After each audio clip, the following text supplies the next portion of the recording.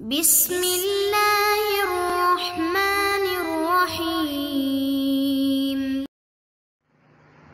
اعوذ باللہ من الشیطان الرجیم بسم اللہ الرحمن الرحیم صلی اللہ علی رسولہ الکریم وآلہ الاطیبین الاطہرین المعصومین۔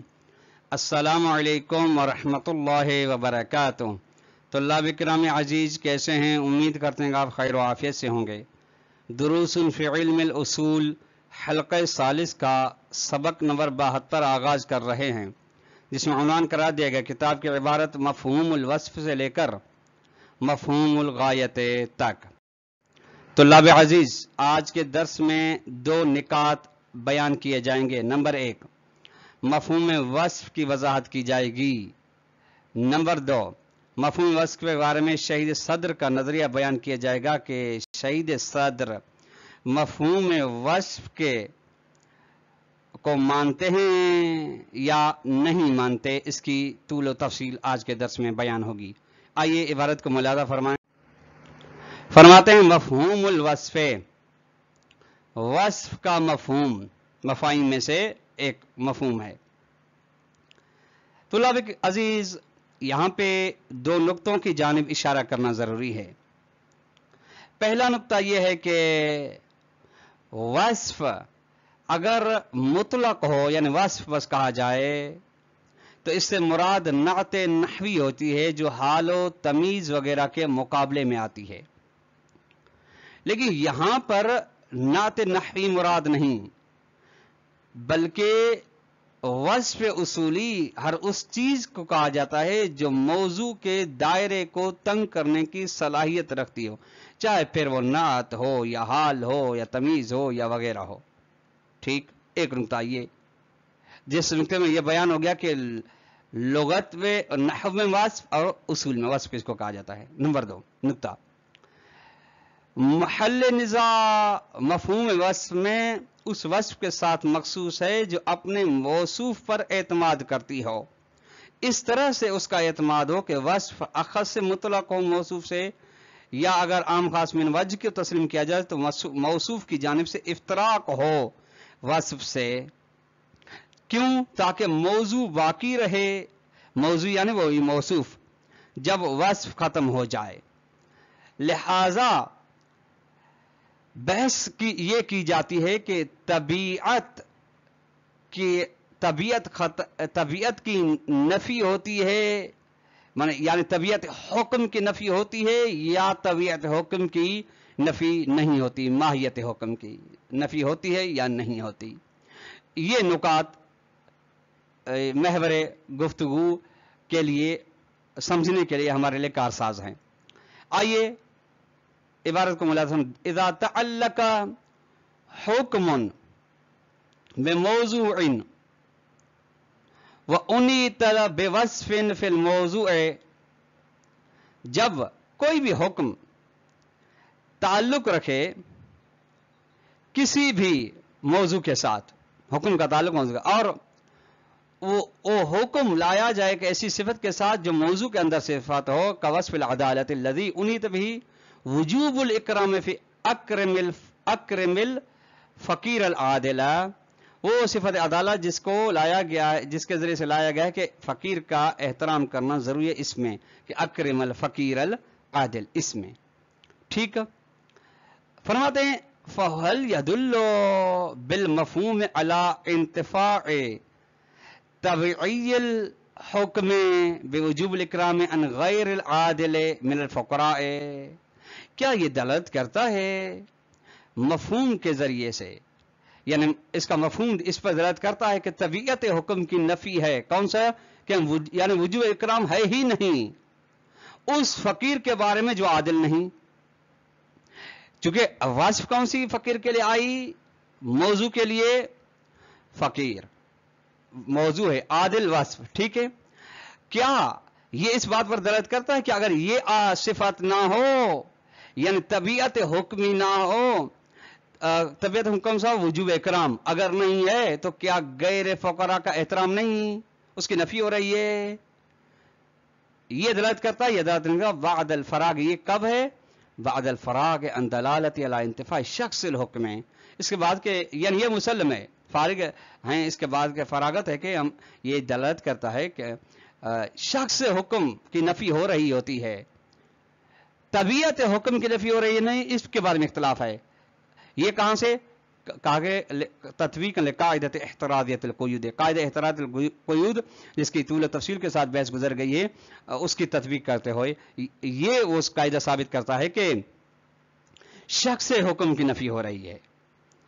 اگر اس پیرا کو آسان الفاظ میں بیان کیا جائے کہ یوں سوال پیدا ہو سکتا کیا جملہ یعنی جملے وصف جس کے اندر وصف ہے وضع یا اطلاق کے لحاظ سے دلالت کرتا ہے کہ وصف علت منحصرہ ہے طبیعت حکم کے لیے، اگر یہ دلالت اس پر دلالت کرتا ہے تو پھر مفہوم ثابت ہوگا، یا اس پر دلالت نہیں کرتا، یہ سوال۔ والجواب جواب یہ ہے کہ انہ علی مسلک المحقق العراقی کہ علی مسلک المحقق رحمہ اللہ فی اثبات المفہوم ہے، جواب یہ ہے، جواب اس بنا پہ ہے جو مبنا ہے محقق عراقی کی مفہوم کے ثابت کرنے میں۔ یفتر فرض کیا جاتا ہے کہ ان دلالت الجملۃ المذکورۃ جملہ اکرم الفقیر العادل کے جملے کے علی ربط المخصوص المستدعی کہ خاص ربط و تعلق جو تقاضا کرتا ہے کہ لانتفاء الحکم بے انتفاء الوصف مسلمۃ، کہ تقاضا کرتا ہے حکم ختم ہو جائے گا اگر صفت ختم ہو جاتی ہے، یعنی اکرم کے اندر جو حکم کی ماہیت ہے طبیعت ہے وہ ختم ہو جائے گی اگر عدالت کی صفت ختم ہے۔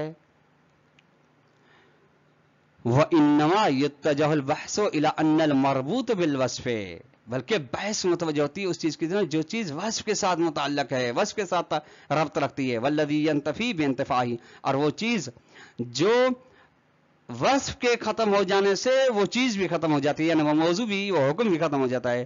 هل يمكن ان نثبت كونه طبيعي الحكم بالاطلاق وقرينة الحکمت او لا، کیا ہم ثابت کر سکتے ہیں کہ یہ طبیعت حکم کو اطلاق کے ذریعے سے یا کریم نے حکمت کے ذریعے سے، یا ثابت نہیں کر سکتے؟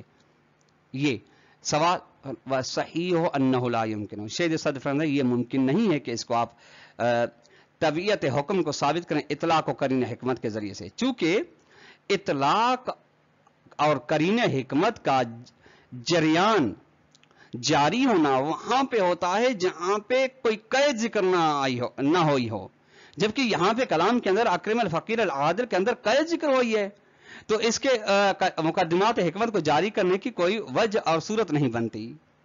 ٹھیک ہے گا؟ کیوں ممکن نہیں؟ لأن مفاد حیات اکرم کی حیات جو کہ وجوب ہے، اس کا مفاد کیا ہے؟ مقیدتن، وہ مفاد اس کو مقید کیا، جس کو مقید کیا گیا ہے بمدلول المادت، مادے یا مادے یعنی مادے اکرم کے مدلول کے ساتھ جو کہ اکرام ہے، اس کے ساتھ مقید کیا گیا ہے مدلول مادہ کے ساتھ، کس لحاظ سے؟ اس لحاظ سے کہ بے اعتبار ہی طرفن رہا، اس لحاظ سے کہ مفاد حیات ایک قسم کا طرف ہے مادہ کے لیے، یعنی جس طریقے سے معانی حرفیہ کی بحث میں آگے کہ حیات معانی حرفیہ کے زمرے میں آتی ہے، لہذا جب معنی حرفیہ کے زمرے میں آتی ہے تو دو طرفوں کے ذریعے سے قائم ہے، اس لیے فرما رہے ہیں کہ یہ اس لحاظ سے کہ یہ ایک طرف ہے حیات کے لیے، وہ مدلول مادت مقید بالفقیر ہے، اور مادے کا جو مدلول ہے وہ مقید کیا گیا فقیر کے ساتھ، مادہ وہی اکرام، کیوں؟ لأن المطلوب، چونکہ مطلوب مقصود کیا ہے؟ اکرم الفقیر، اکرام فقیر ہے، والفقیر و مقید بالعدالت ہے، یہ تقید ہے بے وصفی، اور فقیر کو یہ مقید کرنا کہ ہر فقیر قسم کا فقیر کا احترام نہیں، بلکہ وہ فقیر جو عدالت کی صفت اس کے لگی ہے، یہ عدالت کو کے ساتھ مقید کرنا یہ ایسا ہے کہ ایک چیز کو آپ وصف کے ساتھ مقید کریں، وصف یعنی وہ جو مطلق کا دائرہ تنگ کرنے کی صلاحیت رکھتی ہو، فقیر ہے، فقیر کے دائرے کو عادل نے آ کے تنگ کیا، وَيَنْتَجُ ذَلِكَ، یہ چیز नतीजा देती है कि अन्ना मफाद हयात अक्रमिन हयात अक्रिम की हयात का मफहूम यह है कि वो खुस्सतुन खासतुन मिन वुजूबिल इकराम कि जो वो कौन सी हयात, यानी वो हयात मखसूस किस्म का वुजूब इकराम है।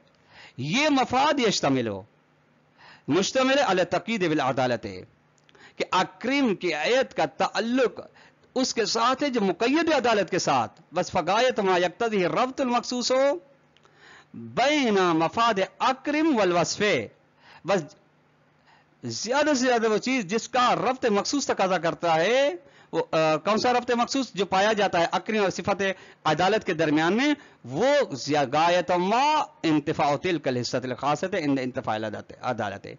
वो गायत हद से ज्यादा ये चीज साबित होती है कि वो मखसूस हिस्सा वजूब इकराम का खत्म हो जाता है अगर सिफत अदालत मौजू से खत्म हो जाती है। वहादा वाज़ेह हुन, ये वाज़ेह सी बात है। ला इंतिफा तबईयुल हुक्म है, यहाँ पे तबीयत हुक्म की नफी नहीं हो रही बल्कि हुक्म के मखसूस हिस्से की नफी हो रही है। वो क्या है? वजूब इकराम। वह इज़ा लम नाख़ुज़ बिमसलकिल मुहक्किकिल अराकी, यहां तक तो बात है मुहक्किक अराकी के मसलक तक। अगर हम मुहक्किक अराकी के मकसद को हम तस्लीम ना करें तो फिर क्या बनता है? फरमाते हैं कि फिर है कि फबिल इम्कान, फिर ये मुमकिन है कि अन-नज़ीफ़ इला ज़ालिका अइज़न, इसकी जानिब हम ये भी इजाफा करें कि मन दलालतिल जुमलतिल वस्फ़ियत अला ज़ालिका रब्तिल खुसूस अल्लज़ी यस्तदइल इंतिफा इंदल इंतिफा व तवक्कुफ़। फिर हम ये इजाफा करें कि हम कबूल नहीं करते, मन करते हैं कि दलालत जुमले वस्फ़िया यानी जुमले वस्फ़िया की दलालत को हम कबूल नहीं करते, नहीं मानते कि जुमले वस्फ़िया दलालत करता हो उस मखसूस रब्त पर जो मखसूस रब्त तकाज़ा करता हो इंतिफा इंदल इंतिफा का, और जो इंतिफा इंदल इंतिफा क्या है? वही तवक्कुफ है, यानी जजा का मुतवक्किफ होना शर्त पर मौजू पर। ठीक, यानी दूसरे अल्फाज में यूं कहा जाए कि हम ये बात इजाफा करते हैं कि हम ये कहते हैं कि जुमले वस्फ़िया बस दलालत ही नहीं करता उस मखसूस रब्त पर जिससे ये जो मखसूस रब्त तकाज़ा करता है कि तवक्कुफ पाया जाता हो, यानी तवक्कुफ साबित नहीं होता। बस फ़इन्न रब्त मफाद अक्रिम बिल वस्फ़े, अक्रिम जो वजूब इकराम का हुक्म इसका मफ़हूम सिफत अदालत के साथ इन्नमा हुवा बितवस्सुत निस्बतैन नाक़िसतैन तक़य्यदतैन, ये मफाद वासिता बना है दो ऐसी निस्बतों का जो दोनों निस्बतें नाक़िस हैं और दोनों निस्बतें तक़यीदिया हैं, यानी मौजू को कैद लगा रही हैं। कैसे? क्यों? लिअन्न मफाद हयअतल अम्र मुर्तबितुन बिज़ातिही बिमदलूल मादतिल फ़िअल, चूंकि हयअत अम्र अक्रिम क्या हयत का मफ़हूम ताल्लुक रखता है अपनी जात के लिहाज से मादे फेल के मदलूल के साथ, और वही और मादा मुर्तबिततुन बिनिस्बतिन नाक़िसतिन तक़यीदतिन बिल फ़क़ीर, और ये मादा क्या है? इकराम। ये फिर अपनी निस्बत नाक़िसा के जरिए से ताल्लुक रखता है फकीर के साथ। वहादा मुर्तबितुन बिनिस्बतिन नाक़िसतिन तक़यीदन बिल अदल, और ये चीज फिर ये हुक्म ताल्लुक रखता है एक ऐसी निस्बत नाक़िस तक़यीदा के साथ जो मुक़य्यद आदिल के साथ। जब ऐसी तरतीब पाई जाती है तो ला यूजद मा यदुल्लु अला तवक्कुफ़ वल इल्तिसाक़, कोई ऐसी चीज नहीं पाई जाती जो दलालत करती हो कि जज़ा मौकूफ है शर्त पर, ना ला बिन्नहविल मानिल इस्मी, ना मान इस्मी के जरिए से कोई ऐसी चीज पाई जाती है जो तवक्कुफ पर दलालत करती हो, वला बिन्नहविल मान हरफी, ना ही माना में हरफी के जरिए से। बस फसही यहां से अपना शहीद सदर अपना नजरिया बयान फरमाते हैं कि अन्नल जुमलतल वस्फियत लैसा लहा मफ़हूमुन, फरमाते जुमले वस्फिया की कोई किसी किस्म का इसके लिए मफ़हूम नहीं पाया जाता। ठीक, अगरचे बाज ने कहा कि मफ़हूम है लेकिन इनका नजरिया है, नाम से इस्तदराक फरमाते हैं ہاں کچھ ایسی صورت ہو سکتی ہے جزئی صورت جس میں اس کے لیے مفہوم ہے. فرماتے ہیں کہ لا بأس بالمسیر الى دلالت علی الانتفاع، یعنی ہو سکتا ہے مفہوم، کوئی حرج نہیں ہم جائیں کہ جملے وصفیہ دلالت کرتا ہے انتفاع عند الانتفاع پر بنحو سالبۃ الجزیہ پہ، لیکن سالب جزیہ کے بنا پہ، یعنی بعض موارد میں سالب جزیہ یعنی بعض موارد میں انتفاع عند الانتفاع ہو رہا ہے، وفقا لما نبہنا علیہ فی الحلقہ الثالث، اس کے مطابق یہ بات کی ہے ہم نے جس کے ہم نے آگاہی دے دی ہے حلقہ ثالثہ میں. یہ کیا ہے؟ یعنی آپ اس عبارت کو یعنی نعم سے جو استدراک کیا گیا ہے اس کو آپ ملاحظہ فرمائیں طلاب کرام عزیز، تو مراد یہ نکلتی ہے کہ ہم قبول کریں کہ اگر جملے وصفیہ دلالت کرتا ہے انتفاع عند الانتفاع پر موضوع کے بعض افراد سے جو وصف سے خالی ہیں، یعنی موضوع کے جن افراد کے اندر وصف عدالت فرض کر نہیں ہے تو وہاں پہ انتفاع عند الانتفاع دلالت کر، اگر ہم یہ قبول کرتے ہیں تو ٹھیک، لیکن اگر ہم یہ قبول کریں لیکن بقایا جو کہ بعض افراد ہیں جن کے اندر وصف نہیں پائی جاتی یعنی وصف عدالت، کوئی وہاں پہ کوئی معنی نہیں ہے کہ حکم ان کو شامل ہو جائے، یعنی حکم شامل ہو سکتا ہے، کوئی رکاوٹ نہیں، بغیر اس کے کہ لغو ہونے کا لازم ہے کہ یعنی صفت کا وہاں پہ ذکر کرنا پہلے والے افراد میں لغو لازم ہے. اس حالت میں قید کو ذکر کرنے سے لغویت لازم نہیں آتی، کیونکہ قید کا فائدہ یہ ہوتا ہے کہ حکم کی نفی ہے ان بعض افراد سے جن کے اندر قید نہیں، اس کے علاوہ ان بعض افراد سے خاموشی ہے جن کے اندر وہ وصف و قید نہیں پائی جاتی یا وہ وصف و قید سے دور ہوتے ہیں. لہذا ہم سالب جزئیہ کے طور پر وصف کے لیے جملے وصفیہ کے لیے مفہوم کو ثابت تسلیم کر سکتے ہیں لیکن بطور کلی ثابت نہیں کر سکتے. طلاب کرام عزیز، آج کا درس اپنے اختتام کو پہنچا. والسلام علیکم ورحمۃ اللہ وبرکاتہ.